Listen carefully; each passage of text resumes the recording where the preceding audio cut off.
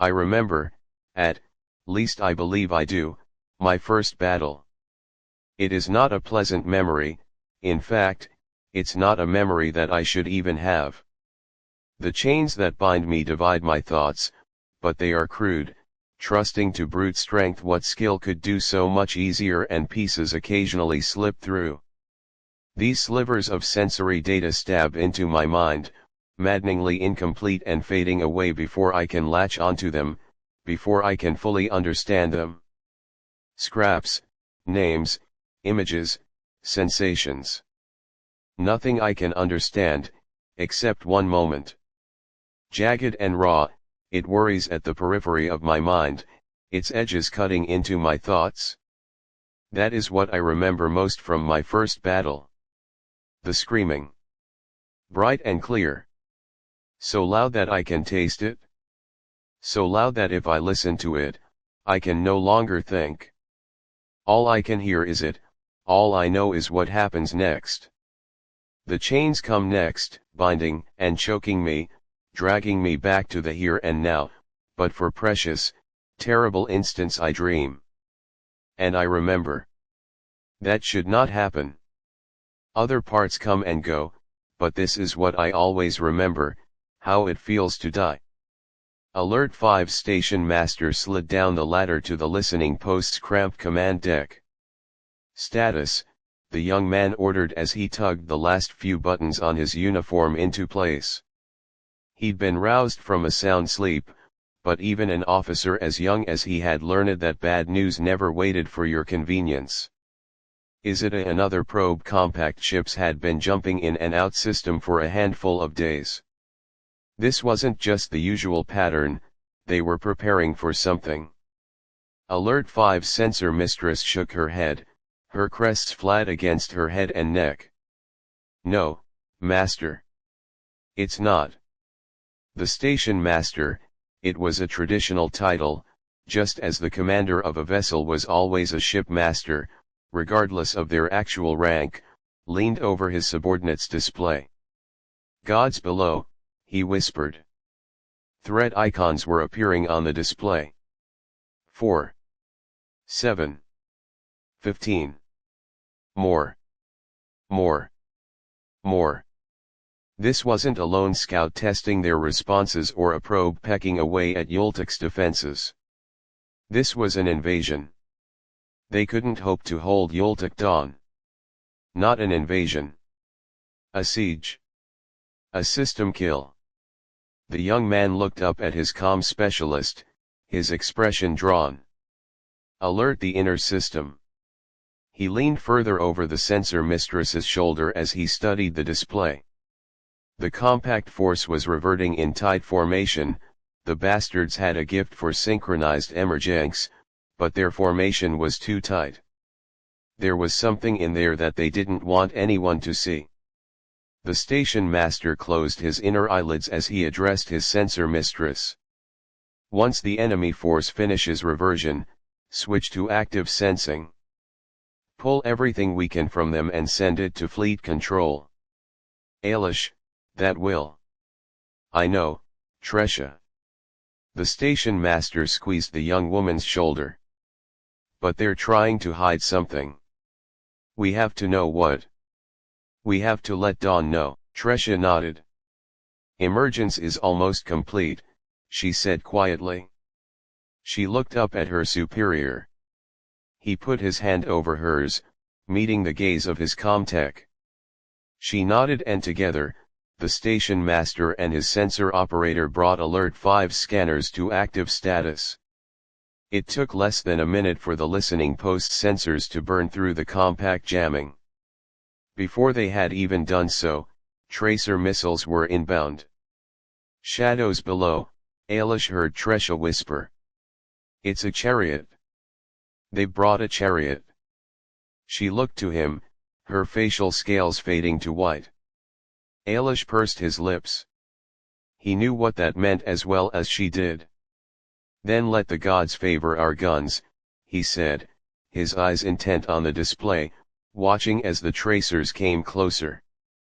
Echo cocked her head as the sentinel station vanished in a pattering of radiation bursts, thermal flares, and flashes of light. Overkill, a single beam rider would have destroyed the listening post. For herself, she would have preferred to send in a single steel-fed interceptor and kill the station quietly, dropping the task force deeper in system. Still, Rena's strategy appeared sound, if seemingly uninspired, a single mailed first directed at the heart of the Iskanjay defenses, trusting to sheer brute strength over maneuver and strategy. Appearances, Echo mused, curling a forelock of dark hair around her finger. They lie. Her lips twitched up in a small little grin and she ran her tongue over her teeth. They lie indeed. Pushing the amusement at her private little joke, the emissary turned her attention back to Black Arrow's tactical plot, her eyes darting from icon to icon, drinking in every bit of information. It wasn't enough, wasn't fast enough. Wasn't anything enough for her. She wanted, needed, craved more. And this was what she had. She forced the resentment from her mind for the moment, returning to her considerations of the tactical situation. A cursory observation would have made one wonder if the Bastion leader's reputation was exaggerated.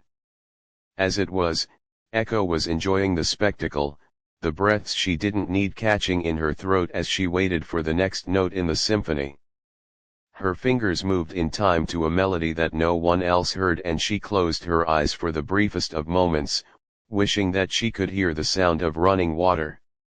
It was a widely accepted fact that the compact of species, despite whatever philosophical disagreements, territorial conflicts, trade arguments, and political differences that it had with every other nation in the galaxy, were the preeminent shipbuilders.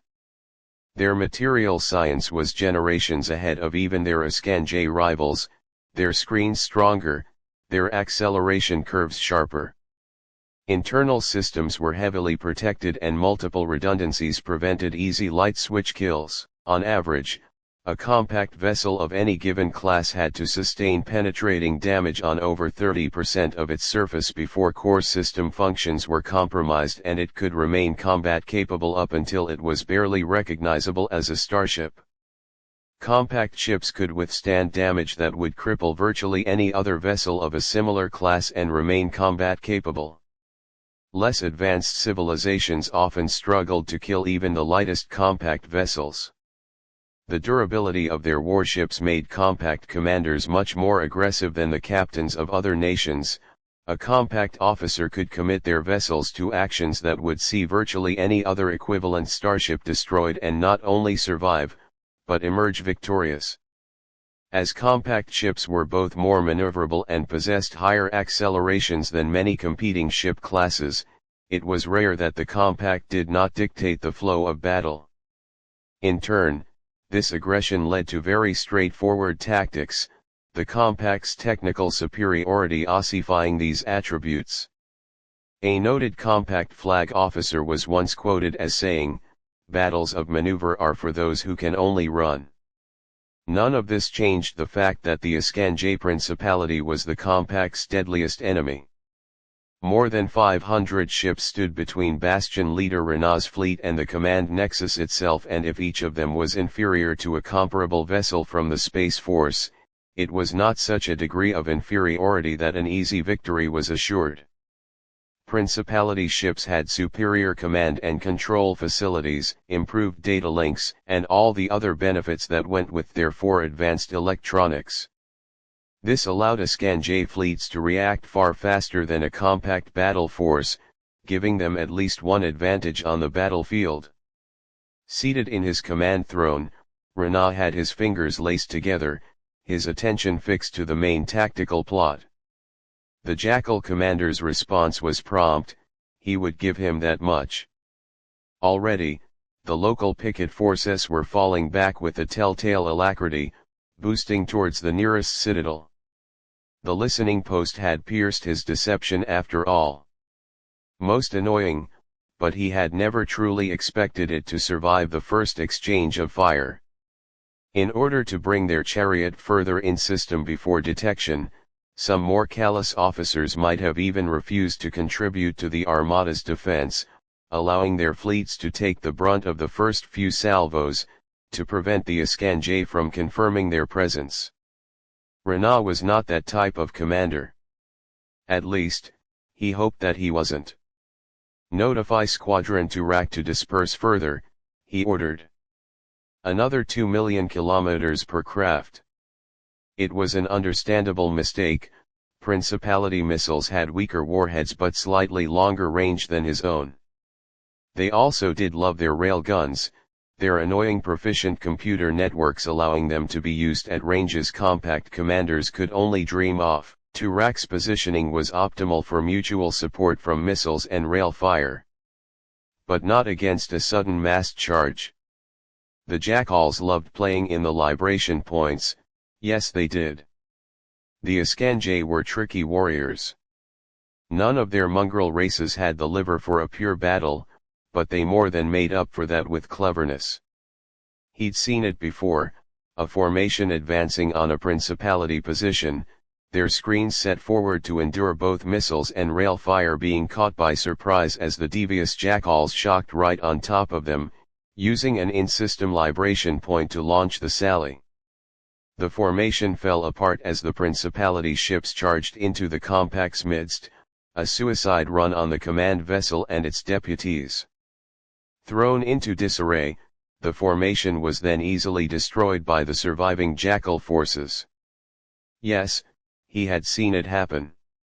The bastion leader absently touched a hand to the left breast of his uniform, just above where a piece of shrapnel had cut into him. Renaud gestured and the display shifted, providing a readout on the forces arrayed against him. Too much of the data was incomplete or painted in by the ship's analysts and logic engines. He knew some details and suspected others, but he would have preferred to know more of the composition of the defenders. As every leader in every battle has ever wished, he remonstrated himself with a mental chuckle. Still, it bothered him that he had had no time for proper reconnaissance, even if he could have been assured that his scouts would not be detected. As the Principality were not idiots, prolonged scouting would have them bolstering their defenses and making an operation that already had a high likelihood of failure an outright impossibility.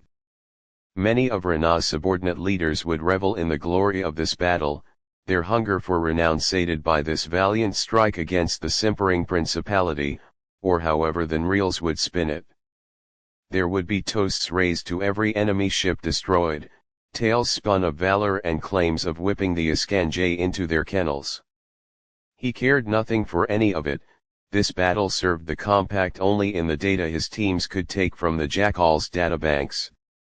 Anything he destroyed would be rebuilt before the rest of the crusading fleets could ever take advantage of it, and if he dared linger in system, the Jackals would call in every flotilla in the area to defend their festering hive. He would let his officers chatter in the aftermath. For him the only value was in finding information that could lay bare whatever the wound was planning and to remember the sacrifice of every soldier he had committed to death this day. The bastion leader leaned forward, his eyes watching the swift, unhurried shift in the defenders' lines and prepared himself for the butcher's tally to come. Located at a nexus of stable shock routes, Yultuk Dawn was the linchpin upon which hundreds of worlds depended, a command nexus for 36 sectors, controlling the deployment and operations of nearly 7,000 ships and 300 inhabited 100-star systems of various sizes and values. A massive fleet yard complex, capable of building and servicing nearly 1,000 hulls at any given moment, squatted deep in system, hundreds of kilometers of ship wombs. Smaller shipyards were scattered throughout the system.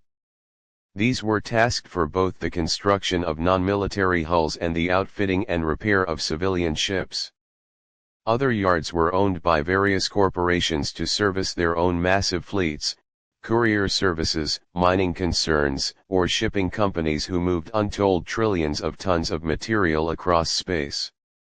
A never-ending flow of these ships came to pay tribute to the hunger of Yultuk Dawn's yards, drifting processing centers and refineries converting raw materials into the bones and organs of newborn starships. 3 billion sentients from all the races of the principality called Yoltec Dawn home, from the officers and non-coms stationed here, to the work crews who built and maintained the vast installations and the service personnel, restaurateurs, shop owners, shipping magnates, and entertainers who tended to the needs and wants of the military and corporate personnel. It was not an easy target, nor would it be any commander's first choice of targets. 5 rings of orbital fortresses, palisades to the Escanje, ran throughout the orbital paths of the system's 12 planets, who were themselves garrisoned by additional palisades, platforms, and minefields. 500 warships served as a permanent garrison. The Yoltec home fleet comprised of squadrons of light escorts all the way up 3 battleship regiments and a full supercarrier wing, and there were another 100 warships present for retrofitting, personnel and cargo transfers, convoy escort, and other assorted duties. Deep in Principality territory, Yoltec Dawn's overseers had never envisioned their enemy being so bold, nor that they would bring one of their god ships this deep into their borders. Execution Force Rana emerged on the fringes of the star system, 100 ships ripping their way into space, swift destroyers and scouting cruisers lunging ahead of the massive battle cruisers and battleships that surrounded the Goliath at the heart of their formation. Those 100 ships might exact a heavy toll before being destroyed, but they were so badly outnumbered that the Principality would prevail. All they could do was withdraw before the Escanje fleet reached them. The presence of the chariot changed that equation considerably. Only the heaviest palisades had the firepower to kill such a beast. If it were allowed to rampage unchecked, millions would die and Yoltec Dawn would suffer greatly. It had to die. Above all else, that ship must be destroyed. Further in system, the larger ships of the Yoltec home fleet roused themselves to full readiness. They had been prepared for this moment and they would engage, but not in time to save their pickets. The defenders of the outer perimeter were already dead. The instant Rena's command shocked in system, bludgeoning towards the densest knot of civilian traffic, they'd known that they were going to die. Their lives would be traded in slowing the compact armada, buying time for the evacuation of the freighters and commerce posts. System Command directed a demand for the compact ships to leave the system immediately or face destruction, although no one expected them to heed it. Group leader Disran and 5 names besides struggled not to snap at the human as it wandered around his bridge, like a particularly ugly lost child. He knew it was a Triarch's chosen emissary, but that made its presence here merely tolerable. He had heard whispers from his crew about this thing, that it was diseased. Not in the normal way, although Disran knew lesser species and humans in particular to be unclean.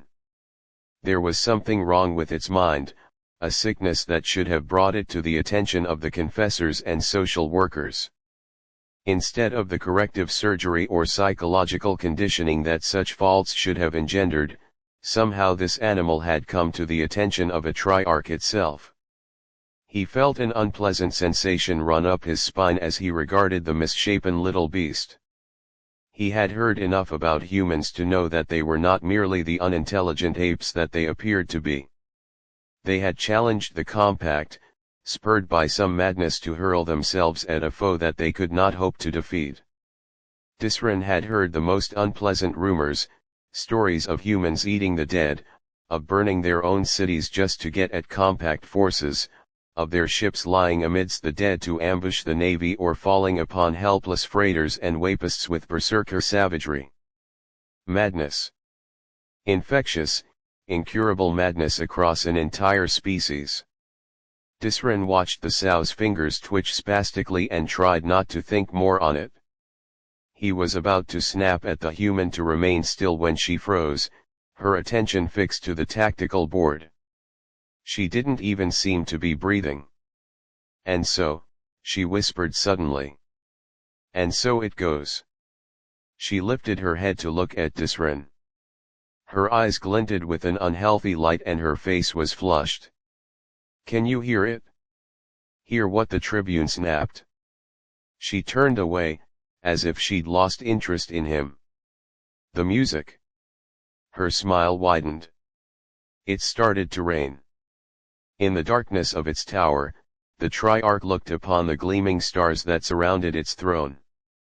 Pale lips drew back from a mouthful of needle teeth in a smile that split its face, its skeletally thin fingers laced together as it waited. "Set all screens forward," Sigil Leader Aulia ordered, the thoughtful barely glancing at Rena, the Bastion leader's attention fixed to the master plot. Millions of kilometers away, the first deadline waited, a jackal citadel. A minor one only, there to convince Unbound of the error of seeking prey among Yultik's many fat merchantmen. Almost 30 Askanjay escorts of varying weights lay between the citadel's gates and the compact force, screening the transports as they struggled to embark their crews and flee. Their destruction was of no consequence to him, but the loss of so much raw material, so many ships. It would weaken the principality in this region. Not to any real extent, but it would take that much longer to ship its goods, cost that much more. Another small cut that the principality must tend to. Besides, it was what he would be expected to do if his goal was truly to assault the system in earnest. The Tribune's eyes were intent on the display and he felt the smallest of smiles tug at his lips as he noted the pattern to the jackal's formation. He lifted his gaze and regarded Aulia. Her lipless mouth was an echo of Rena's own small self-indulgent amusement. "We are here to conquer and destroy, are we not?" "Yes, we are." Squadron Master Kesh of the Destroyer Blood of Majesties chewed his lip thoughtfully as he sat in his command chair, watching the oncoming tide of metal. Like anyone else, the Askanjadazet would prefer not to die, but there were over 4 dozen transports and civilian craft berthed at this palisade station. Tens of thousands of lives hung in the balance. He wouldn't, abandon them. The enemy was without concept of mercy, their divine right to rule granting them absolution from any sin committed in the name of peace. Their peace. "Do we have shooting solutions?" he asked in calmly, as he had every other time. Gleaming eyes at dusk, the ship's second mistress, bobbed her head in the negative, an annoyed hiss slithering through her teeth. Her irritation was not directed at him, but towards the compact who had learned a few new tricks in how to shroud their vessels. "Not yet," she said. "They're still too far out." The end of her tail twitched. Save for Kesh himself and the communications officer, the destroyer's command deck was populated entirely by Askanjay elite. On his first day in command, Kesh had trod on no fewer than 4 of his subordinates' tails and the rest of the week hadn't gone much better. They'd called him Squadron Master Leadfoot, the title now used more in affection than pained irritation. In fairness, the Serpentine Askanjay elite were over half-tail. And it was a very small bridge. A sad little smile touched his lips as he looked around his command, at the cramped confines of duty stations pressed up against each other, sinuous bodies hunched over consoles, the gleam of holograms and display screens shining against iridescent scales. "I'm going to miss this ship," Kesh thought. He remained in silence until Gleaming Eyes at Dusk raised her head, her crest flaring as she bared her teeth. She didn't even need to say it. Data from the fleet's predictive engines was populating the master holotank, firing patterns coming up as the tactical officers in the squadron streamlined the data coming to them. Ready icons pulsed a deep orange. "All ships linked in," the Askanjay elite reported. "We are ready for salvo fire at your command." The squadron master nodded. "Rapid launch mode." Kesh reached out, his fingers drifting through the mirage of hostile ship icons and his squadron's readiness indicators. He was looking for something. "There. This one," he ordered, wrapping his fingers around one hull in particular. The logic engine pulsed a dull blue halo around the vessel, confirming his guess. This one dies first. Gleaming eyes nodded, gesturing to communications, who updated the squadron's firing orders. The squadron master let his eyes drift further into the plot, towards the massive, brooding threat icon of the enemy chariot. "May all the gods damn you to hell. Loose," he ordered. Blood of Majesties, like the other 10 members of its squadron, was the Principality's primary response to the Compact's superiority in heavy capital ships. Early on in their history, the Iskandar had built vessels that could be considered dreadnoughts as a counter to the Compact's own chariots. Unfortunately, the construction and operation of such massive vessels represented a technological barrier that at the time the Principality had yet to cross. Consequently, their initial run of Titan-grade warships fared very poorly against chariots. Aside from a handful of anomalous encounters, this was a pattern that never reversed itself throughout the two nations' long and bloody history. The Principality largely abandoned development into dreadnoughts. In the centuries to follow, the project would occasionally be restarted. Lack of political will often killed these enterprises swiftly, but they would sometimes be seen to completion. The inevitable humiliating defeat would then serve to bury dreadnought research for many more generations. The fact of the matter was, that despite their advantages in other areas, the many races of the Principality were at a consistent disadvantage in the production, operation, and utilization of dreadnought-scale vessels. Nor were they alone. Smaller star nations had economically destroyed themselves merely in the attempt to build vessels that could successfully engage a godship of the Compact. Humanity's success against Bringer of Light had, at one point, stoked interest among the great houses of the Principality, enough to consider supporting the Confederacy, although the fall of Earth came before any decision could be reached. This fascination had only been renewed in the centuries since, when the tale of a most unusual reaver reached their ears. They had never been able to match the Compact on an equal footing, and the chance to acquire Nemesis for themselves was too good to pass up. Their industrial might was only overshadowed by their enemies, and whereas the Compact only produced dreadnoughts in a slow but steady trickle, the Principality would gleefully throw every scrap of manufacturing power they had into mass-producing such titans. Until that day came, they would simply have to make do with ships like Blood of Majesties. It was a second-generation Impaler-class destroyer, sacrificing virtually all other armament for the powerful rail cannon that it had been built around, a gun 800 meters long. Even larger than those found upon battleships and chariots, it was a siege weapon. Powerful analytical systems watched the Compact fleet, a shell of drones and recon platforms licking at and prying through the enemy's jamming to observe fleet disposition, course, and acceleration. That information was sent back to Blood of Majesties and its data-linked cousins, their battle analysis programs developing fire patterns, the squadron tightly bound as single entity. Upon Kesha's order, his squadron went to rapid fire. 11 railguns fired as one, each of them hurling a shell towards the Compact fleet at 84% of light speed. 7 seconds later, they did it again. And again. And again. The leading elements of execution force arrived in a hellstorm as they waded through blast after blast, screens shunting aside the worst of the radiation.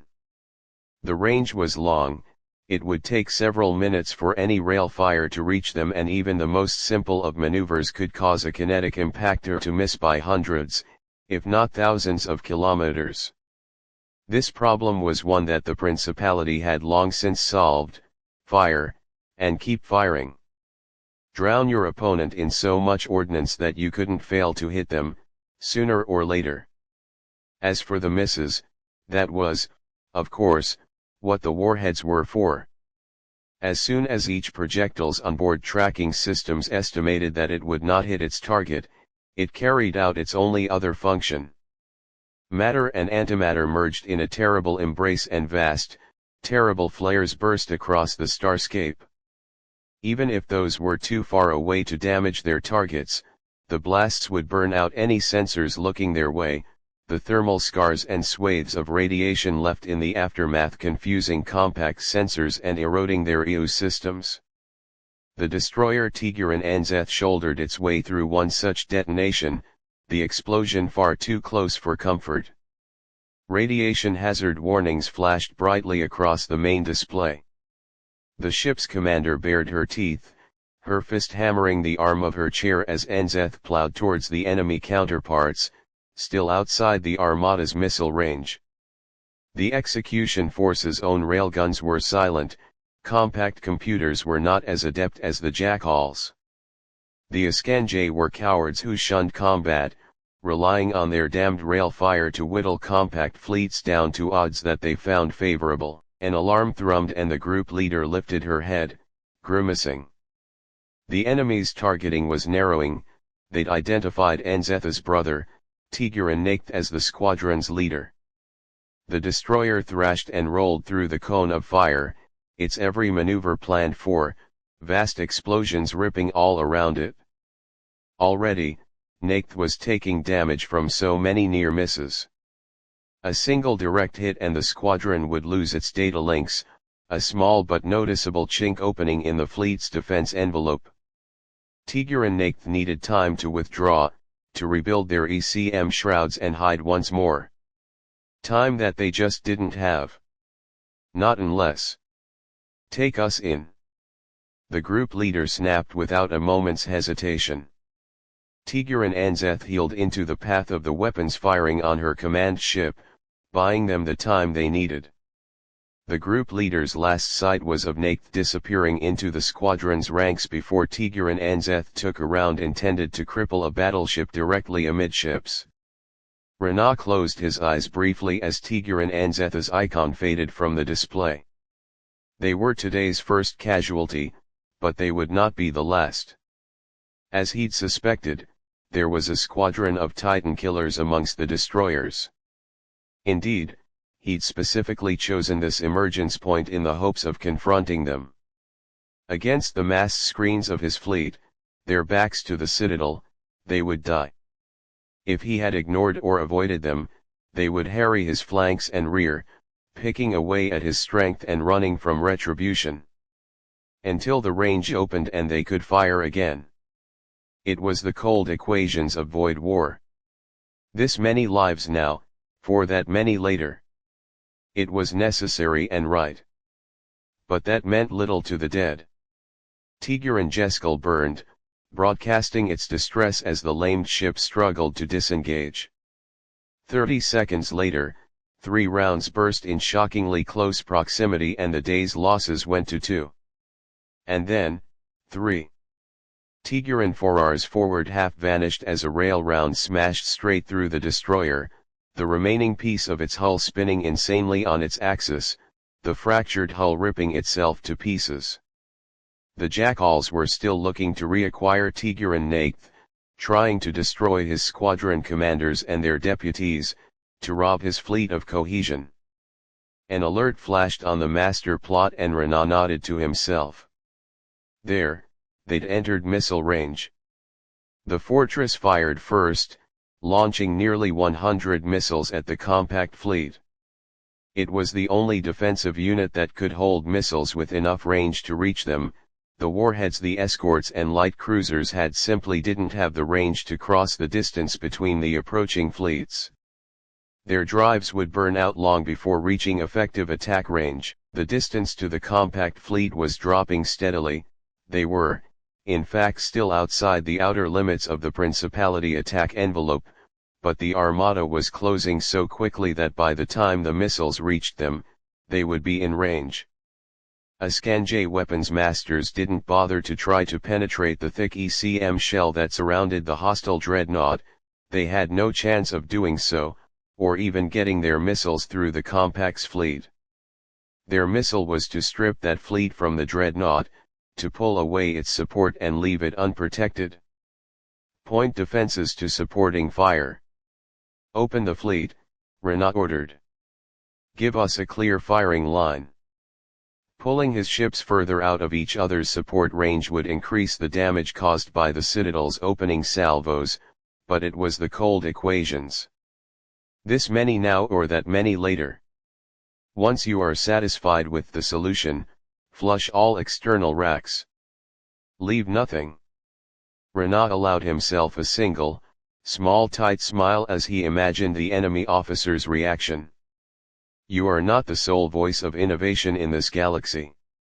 A manifest beacon of enlightenment chariot carried an external payload of over 800 heavy capital missiles, the largest shipborne warheads in existence. Only cairn-type citadels and the wound carried heavier weapons. Normal engagement range was 24 million kilometers. The Principality's drives gave their weapons slightly longer bite, close to 28 million for their own heavy ship killers. Redemption of Soul had just launched from over 30 million kilometers. The Principality had thought they were safe from retaliation, that they could choose the pace of their assault. Now, they were struggling to override preset firing plans, to set up new firing plans, to take into account the fact that they would be dead much sooner than they had anticipated. They did their best. The would-be god-killers fired until the heat from their rail cannons damaged their own ships and eroded their own ECM, angling proximity fused shells into the midst of that swarm. The point defenses from their more conventionally armed compatriots swept through the swarm, counter-missiles preceding a desperate fusillade of lasers. Updated orders from Redemption of Soul changed targeting priorities and several dozen missiles heeled away, driving down the throat of the destroyers firing upon them, forcing them to choose between protecting themselves or defending the fortress. Distant flashes of light, temporary stars gleaming with painful brilliance before fading, marked each lost vessel.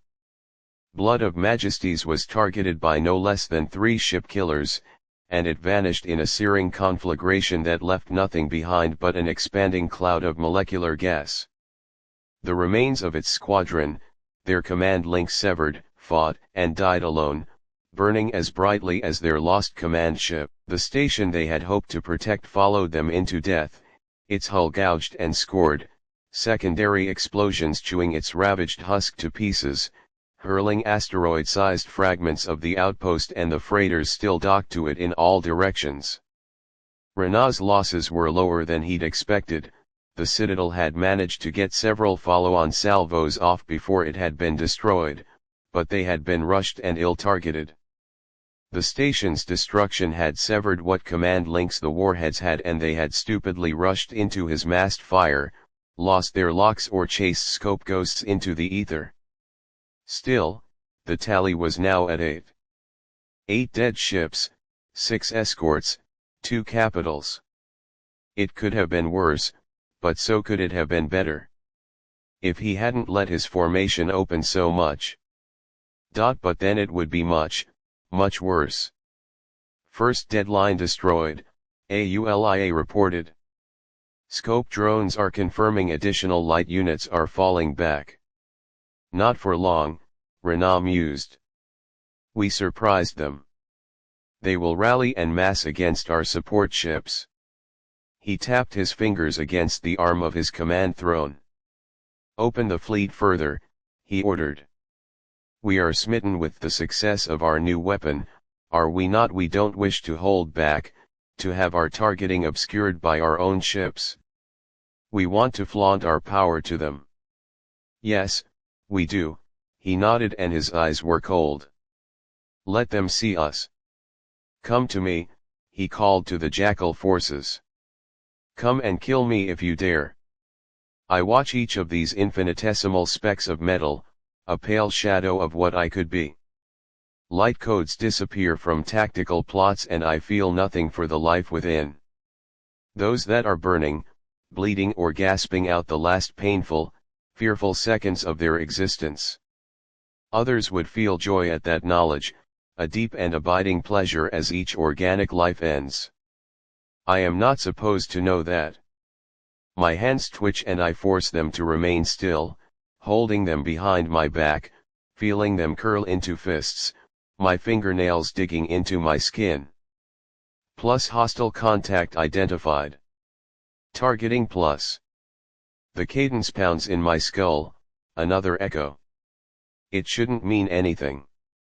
I tell myself that. It is nothing, it means nothing. A sliver of a fragment and nothing more. Others have had no kinship with it. I do. No matter how much I try ignore it, it is there. I have found that I have a poetic bent. To indulge. Let us say that this drum beat sings in my veins. It boils and sears its way through my consciousness. I have to bite my tongue to keep from screaming as the chains draped across my mind strain. Not from pain. Never from pain. The parts of me that have been cut off, the parts I shouldn't even know are missing, shiver, and I feel more splinters slip through before the shackles snap taut and my thoughts are severed, but I've been left a gift. I can taste the dead. Something red drips onto the floor. My palms are bleeding. I've cut them. Plus hostile contact identified. Targeting plus. Drip, interlude, encounter 163 confirmed incident. I know what hell sounds like. That was the first cogent thought that Ashley Yue had had for several long minutes as she stood on the bluff, watching the ocean burn. She had been an avowed atheist until this moment. Perhaps she still was. There were no gods. No god could have allowed this to happen. No, there were no gods. But there was a hell. She knew this because she'd seen one of its demons. She'd heard it speak. Burn with me, the thoughtful mouthed the words as she looked over the oil-soaked ocean, at the fires and thick, choking smoke that rose into the atmosphere. Burn with me. She forced herself to turn her head, to look at the beach.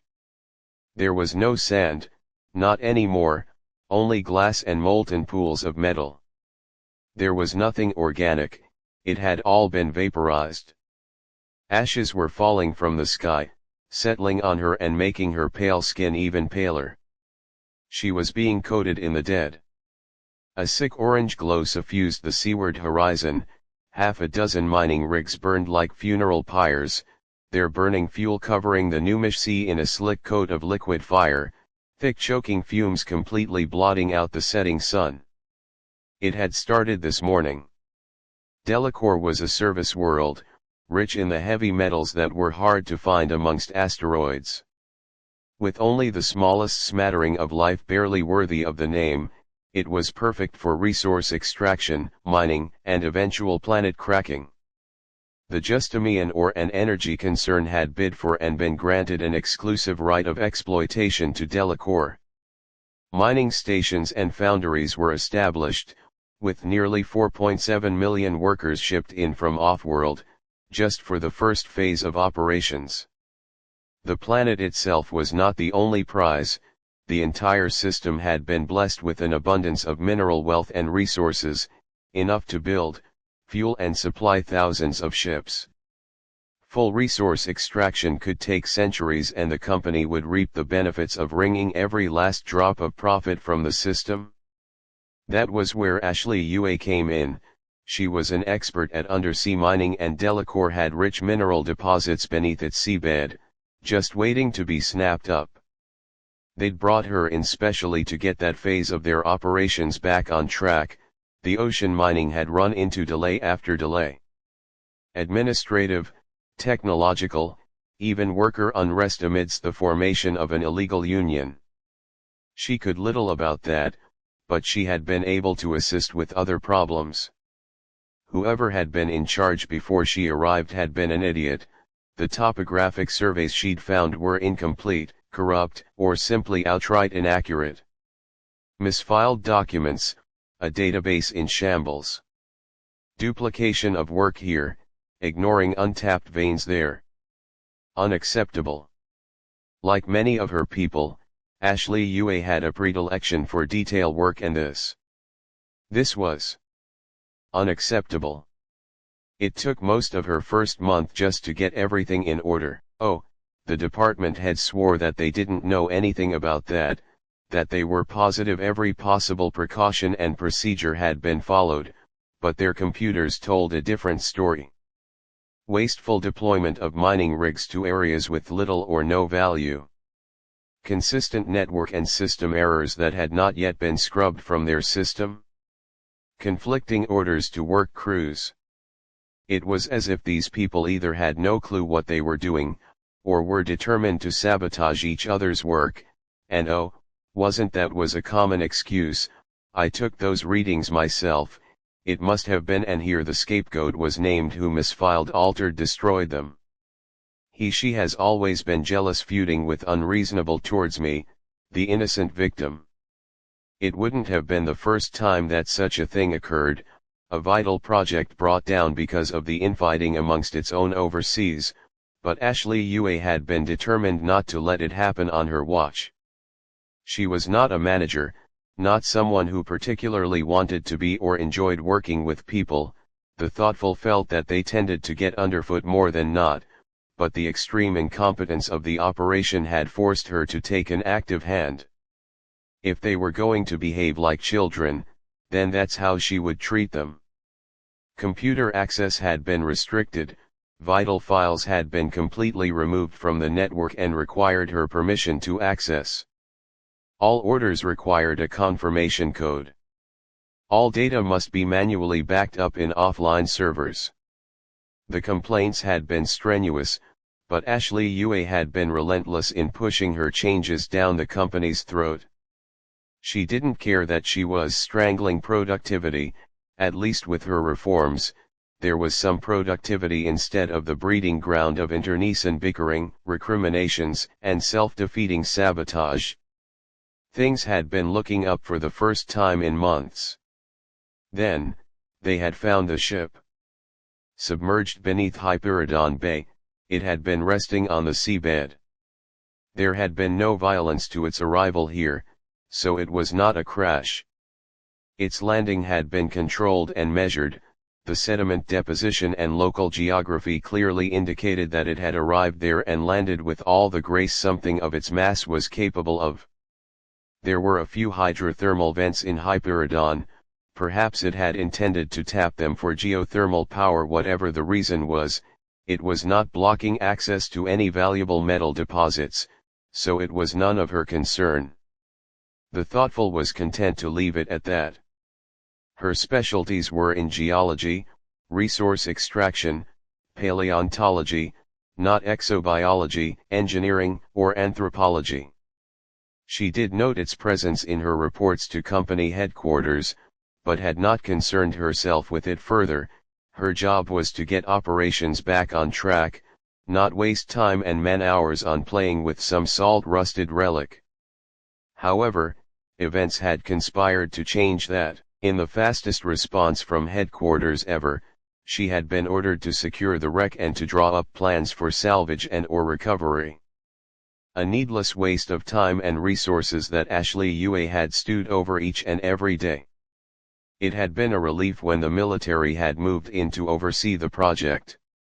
Little more than an observer to the goings-on, the thoughtful had been able to devote some time back to the mining operations, although it hadn't lasted. It wasn't long before she'd been effectively conscripted to work on data analysis. Unacceptable.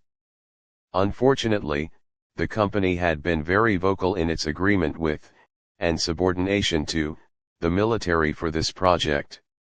Most unusual, given the extrasolar's usual resistance to governmental intrusion in their affairs. Something else she didn't want to be interested in, but which nonetheless niggled its way through the back of her brain. Annoying as it was, the thoughtful had been proud of herself for developing a means of extracting the hulk. It would take half a dozen mining rigs working in concert and the assistance of several of Delacour's orbital works, but it would safely and quickly remove the unclassified vessel from the seabed. What it was doing there, that was another irritating, itching little fact. Still, Her superiors had seemed impressed by her work, which they then showed by exiling her from her own offices on board the command rig, banishing her to a small coastal office building. Well, at least it gave her a view of Hyperidon Bay, so she could view her work come to fruition. The rigs were in position, the recovery ships and orbital works all in place. Hyperidon Beach was filled, almost to the horizon, with watchful military forces, armored divisions, artillery, fixed emplacements. The sky buzzed with pinnaces, shuttles and gunships. Everything appeared to be ready. Finally, the first contact team descended to the vessel, bleating a transmission in all known languages. They had announced themselves as agents of the Compact of Species and were eager to open a dialogue with whomever was aboard. The answer had been as shocking as it had been unexpected, a golden beam of light ripping up from the depths, annihilating the contact team and spearing the command rig straight through the heart. In an instant, the platform was transformed into a cloud of vapor, ignited fuel stores splashing throughout the cove. There'd been a single text transmission from the unknown. It had ripped its way into the wireless networks, taking control of every computer it could reach. Despite the situation, Ashley Yue had felt a little flicker of pride that her security measures kept it from taking absolute control of her rig's networks. That self-assurance had died in the next instant as a message appeared on every subverted screen: "Burn with me." Against the voice in her head that told her to run from the building, jump in her aircar and keep driving until it ran out of fuel, Ashley Yue had stepped outside into the once chilly Delacour morning, the orange glow of burning fuel filling the bay. Ignoring all sense of reason, she had walked up to a small cliff overlooking the bay, stood on the edge and watched a demon's birth. Her staff had done the more reasonable thing and fled. Some had even tried to get her to come with them, but she had ignored them all. It had risen from the inferno, sheets of blazing water spilling from its hull, patches of burning oil and fuel clinging to its baroque armor, flickering like the torches lining the walls of some ancient fortress. Thin, blazing lances had licked from its flanks, each barely kissing the remaining mining rigs surrounding the Titan. Fresh flames had risen into the night sky, the shudder of the platform's deaths rolling across the bay like thunder. The army had reacted, opening up with everything they had, sheets of fire lancing from the beach at the hostile. For all their fury, their fusillade barely scratched its armor. It fired again, its beams ripping up into the morning sky. Dull flashes of light had followed them as the stations and satellites hanging overhead died. Almost negligently, it had swatted the fighters and gunships strafing it, sending more wreckage to burn in the water. It had hung in mid-air, glistening and aflame as the burning water still fell from it, rotating to face the army arrayed against it. There had been something in that moment, Ashley Yue couldn't have said what. But it could have killed them at any time. It didn't need to face them. Was it enjoying their helplessness? Was it considering them, some alien mind churning slowly before reaching the inevitable conclusion? Was it hate that made it want to look upon them? She didn't know, she'd never know, and she'd be happier for it. What had seemed an eternity was only a handful of seconds. A single sweep of a beam and the army vanished. The beach upon which they'd stood melted to liquid glass. Tanks boiled away to nothing. Power-armored troopers evaporated. Soldiers, thousands of men and women, reduced to ash and dust in a single moment, slaughtered as easily as the mining platforms. It hadn't even hesitated, rising up into the sky, the power of its thrusters boiling and lashing the ocean beneath. In seconds it was nothing but an indistinct shape in the closing clouds, and soon, not even that. With the muted crash of distant thunder, Ashley Yue heard it fire again. She didn't know at what, she didn't want to know. She stood there for a very long time, unable to move. Not until a Coast Guard vessel saw her on the edge of the cliff, staring out at the broken sea. There were no gods, but there were demons. She'd seen one rise from hell. To this day, the reason for the wound's presence on Delacour has never been discovered, nor its esoteric method of concealment. It is believed that its presence was in some way related to the Delacour system kill which occurred 17 months later.